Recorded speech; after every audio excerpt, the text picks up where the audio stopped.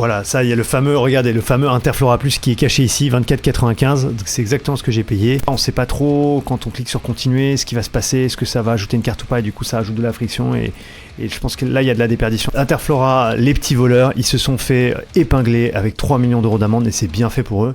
Aujourd'hui, on fait une petite analyse du site Interflora. Alors pourquoi j'ai voulu faire cette analyse? Figurez-vous que Interflora s'est fait retoquer il y a quelques mois et a écopé d'une amende de 3 millions d'euros pour ses options sans consentement. En fait, ce qu'ils faisaient, c'est que quand vous achetiez un bouquet sur leur site, il y avait une petite case dans le checkout qui était précochée et qui vous inscrivait d'office, enfin qui vous abonnait à Interflora Plus, qui était un système qui vous permettait de bénéficier de la livraison gratuite sur l'année. Sauf que ça vous abonnait automatiquement sans votre consentement, vous étiez même pas au courant. Moi, j'ai été victime en fait de ce système il y a quelques années. Je vais vous montrer là, je vous mets juste ici deux screens qui attestent du coup de la petite arnaque de mon côté. Donc ils m'ont quand même remboursé, mais j'ai dû envoyer un mail au service consommateur pour me plaindre et leur indiquer que c'était tout simplement scandaleux. Donc voilà, Interflora, les petits voleurs, ils se sont fait épingler avec 3 millions d'euros d'amende et c'est bien fait pour eux. Je vous montre un peu à quoi ressemblait leur site il y a encore quelques semaines. Maintenant, ils n'ont plus le bandeau sur leur site, mais avant, ils avaient ce bandeau magnifique tueur de conversion avec du texte blanc sur du rouge et qui montrait bien qu'il y avait une sanction administrative et qui expliquait qu'il y avait une case qui était automatiquement précochée pour le service payant Interflora Plus. Et moi, j'ai été victime de ce système, donc c'est bien fait pour eux. Et je me suis dit, eh bien, nous allons aller remuer le couteau dans la plaie et on va aller déglinguer leur site. Et malheureusement, les amis, vous allez être déçus car en fait, leur site est pas si mal que ça. Ils utilisent le process CRO pour optimiser la conversion en continu de leur site. Ils ont, alors qu'est-ce qui me fait dire ça? Déjà, ils respectent toutes les standards, best practice CRO d'un point de vue heuristique. Et quand je regarde un peu s'ils font tourner des A/B tests, je me rends compte qu'ils ont bien l'outil A/B Testy qui tourne sur le site avec une cinquantaine d'A/B tests en ce moment même qui tournent. Donc moi, quand je vois tout de suite des sites qui font l'A/B testing, je suis confiant, je me dis qu'ils font des tests régulièrement et qu'ils basent leurs améliorations d'expérience utilisateur pas sur du ressenti, mais sur de la data et sur des résultats d'A/B test. Donc quand je vois ça, moi je me dis ok, les mecs ils sont solides, ils sont fiables et tout ce qu'ils font c'est mesuré par la data et donc c'est backé par de la data. Donc moi ça me rassure. Du coup je voulais vous faire une petite vidéo rapide. On va juste parler de la home et puis aussi un petit peu du checkout, mais pour vous montrer qu'en tout cas les best practices CRO sont là. Alors sur la home, qu'est-ce que je voulais vous dire? On a deux messages statiques. Le message pour télécharger l'app et 20% sur la première commande et le message sur la livraison de fer en 4 heures. Donc ça c'est cool parce que c'est des messages statiques, c'est pas des trucs qui bougent avec un slider. Donc tout de suite en fait on voit le message. On voit le message en haut de page. Alors c'est pas non plus présent sticky, mais tant mieux parce que sinon ça prend trop de place à l'écran. Mais en tout cas voilà, les messages sont bien visibles. On a deux informations, pas plus. Elles sont statiques, elles sont pas en train de bouger, donc on les voit bien. Et ça c'est vraiment un point positif. Donc là-dessus c'est plutôt cool. Ici un bandeau avec les catégories phares, ça c'est vraiment malin parce qu'aujourd'hui on a du mal quand on est sur un e-commerce avec beaucoup de produits à s'y retrouver, à savoir quel type de produit on veut, et là tout de suite ils vous mettent des raccourcis vers les collections par événement, par type de produit, donc c'est vraiment bien. Je pense qu'ils ont dû penser l'ordre d'affichage par saisonnalité ou par collection les plus vues, donc Saint-Valentin parce que Saint-Valentin arrive, et bouquet parce que c'est la collection la plus utilisée, enfin la plus vue j'imagine, anniversaire après, cadeau, etc. Donc franchement ça c'est hyper malin de leur part. Bien sûr on retrouve ces catégories ici dans le menu, mais c'est bien de les avoir aussi ici. En plus c'est visuel et généralement en A/B testing, quand on associe un visuel comme ça en rond ou en carré avec une collection, ça clique beaucoup plus, donc là-dessus c'est vraiment bien. On a ensuite une hero qui fonctionne bien, franchement rien à dire, une hero qui est courte avec une image qui est pas trop grande, un titre, un call to action et ici une search rapide, donc ça c'est hyper intéressant, ça se fait de plus en plus. J'en parle déjà dans d'autres vidéos sur la chaîne, donc n'hésitez pas à les regarder, mais en tout cas les search rapides ça marche bien. Donc là en fait on sélectionne une date, on sélectionne quel événement et ensuite ça va nous amener sur une page de résultats personnalisée en fonction de notre recherche. Donc ça c'est vraiment très malin et il faut que les e-commerce le fassent plus. Donc voilà, on a aussi du produit qui est mis en avant. Ça, c'est vraiment super. En fait, sur une home, il faut de la clarté, de la réassurance et du produit mis en avant. Et du produit. Donc là, franchement, ils sont plutôt bons. La home est assez claire dans ses explications. On voit du produit. Peut-être la partie réassurance, ça c'est un peu le moins de la page, c'est qu'il n'y a pas trop de preuves sociales en fait, il n'y a pas trop d'avis clients. Ça mangerait pas de pain en fait de rajouter une section sur le nombre d'avis du site et montrer qu'il y a X dizaines ou centaines de milliers de personnes qui ont laissé un avis, qui sont satisfaits de leur livraison. Ça mange pas de pain, ça montre, en fait, ça apporte de la crédibilité au service apporté par Interflora. Donc voilà, ça manque un peu. En revanche, ce que je voulais vous dire, c'est les tags ici, livrés dès aujourd'hui, livrés dès demain. Ça, c'est hyper smart.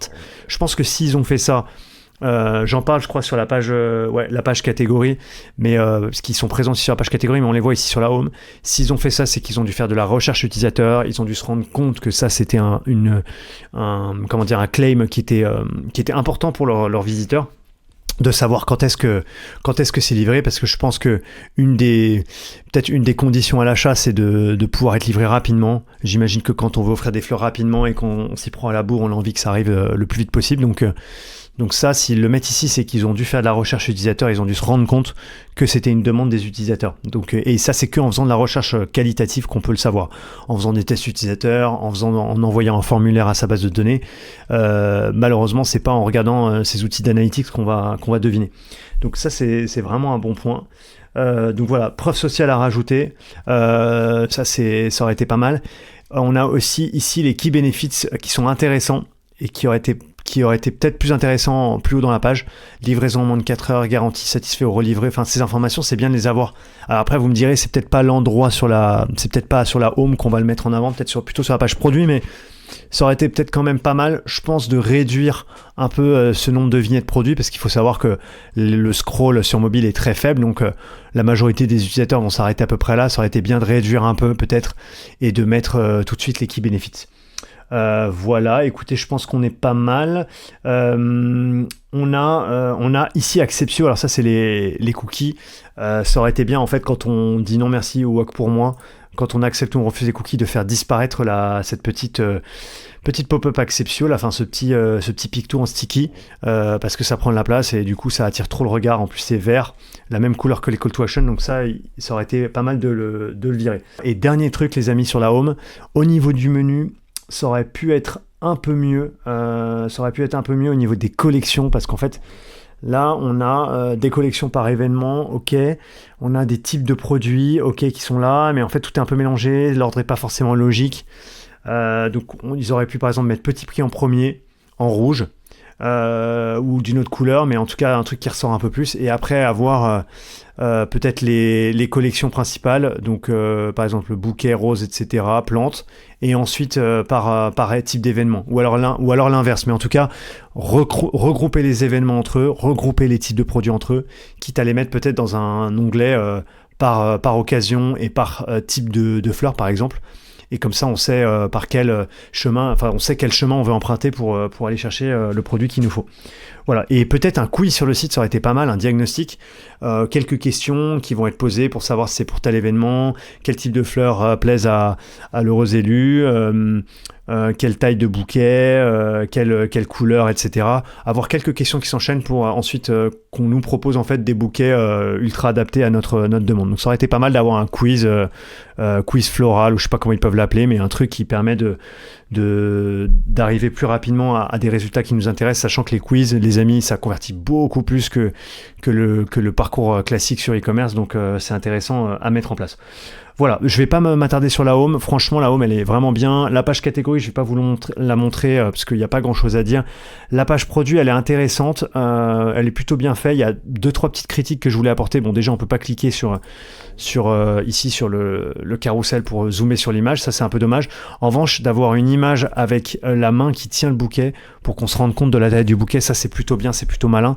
Ce qui aurait été pas mal, juste, je vois qu'il y a des tailles différentes ici, c'est d'indiquer, là, ce bouquet, c'est quoi comme taille, de le mettre dans la photo, ce bouquet est taille grand ou taille normale, je sais pas, comme ça, qu'on puisse se rendre compte un peu plus. Mais voilà, c'est un petit détail, mais je pense que ça peut vraiment apporter quelque chose. Voilà, ici, ça, c'est super positif, hein, les key benefits sous le Add to Cart.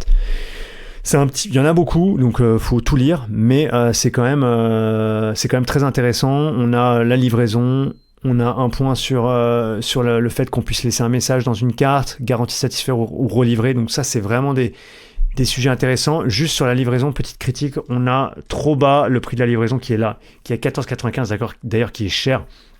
Donc voilà, ça, il y a le fameux Interflora Plus qui est caché ici, 24,95, donc c'est exactement ce que j'ai payé. Ouais, c'est pendant 1 an. Mais voilà, en fait, ce programme, ça peut être intéressant pour peut-être les professionnels ou des gens qui commandent régulièrement sur Interflora, donc why not le mettre en avant, mais c'est pas ce qui sera le plus utilisé, et les frais de livraison sont beaucoup trop chers, quoi. Après, il doit y avoir, je pense, une réflexion par rapport à Interflora Plus où la personne se dit, ok, si je commande minimum 2 fois sur le site, je suis rentable. Donc, vaut mieux que je prenne Interflora Plus. Je pense qu'ils ont fait ça pour pousser Interflora Plus, mais moi, Interflora, je l'utilise 1 fois par an. En fait, je trouve ça trop cher pour 1 fois par an. J'ai pas envie de m'engager. Je vais pas aller commander chez eux parce que la livraison est un peu chère. Franchement, la livraison, ils pourraient la mettre un peu plus basse. Je pense ils ont peut-être fait des A/B tests là-dessus, mais il y a un test à faire sur le sujet pour voir quel est le meilleur combo entre les frais de livraison et le programme Interflora Plus. Je suis assez curieux de savoir si vraiment ce programme, maintenant qu'ils n'ont pas la case cochée par défaut dans le checkout, est-ce que vraiment c'est quelque chose qui est beaucoup utilisé ou pas. Ouais, il y a un sujet là, faudrait faire un peu de recherche. Mais voilà, donc l'information de la livraison arrive trop basse dans la page et pas assez haut malheureusement, et donc ça, les visiteurs ils vont pas kiffer, et du coup il va y avoir un taux d'abandon au niveau du checkout qui est assez important à cause de cette information qui est manquante. Voilà les amis, je pense que c'est tout ce que je voulais vous dire, et peut-être dernier truc, c'est pas d'avis client sur la page, ça c'est quand même dommage, même s'ils ont peut-être des produits qui sont unique dans le temps ou saisonnier, ça peut être toujours intéressant de mettre des avis utilisateurs, même juste des avis d'utilisateurs qui ont acheté de la même collection, donc par exemple la collection anniversaire ou la collection bouquet de tel type, je sais pas. Ça aurait été bien d'avoir en fait les avis des utilisateurs sur cette collection-là, avec des utilisateurs qui disent que la livraison s'est bien passée, que le bouquet est conforme aux images, etc. Tout ça, c'est des choses qui rassurent les visiteurs, et c'est toujours bien de l'avoir. Voilà les amis, je voulais juste vous montrer le checkout. Donc là on peut ajouter là il y a de l'upsell, ok. Ici on peut rajouter une carte, c'est pas mal, mais du coup là j'ai un petit blocage sur cette page parce que j'ai en fait j'ai un j'ai un CTA ici, mais continuer, je sais pas si du coup ça ajoute une carte ou pas. Ça aurait été pas mal de mettre, mais en fait là il est là le bouton ajouter un message sans carte. En fait j'aurais mis peut-être un bouton continuer sans la carte, ou il y a peut-être une réflexion à avoir, parce qu'en fait il faut scroller pour avoir ces 2 boutons, ou alors avoir les 2 boutons sticky, continuer et ajouter un message sans carte, pourquoi pas.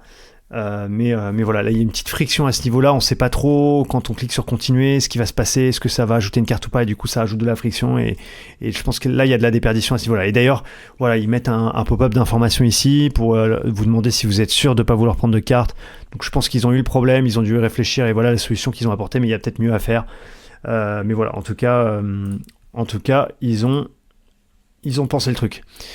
Et puis voilà les amis, je voulais juste vous dire un dernier truc, c'est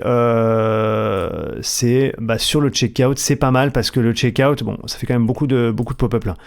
Sur le checkout, vous n'avez pas de création de compte obligatoire. Alléluia, mais merci beaucoup, merci Interflora de ne pas forcer la création de compte.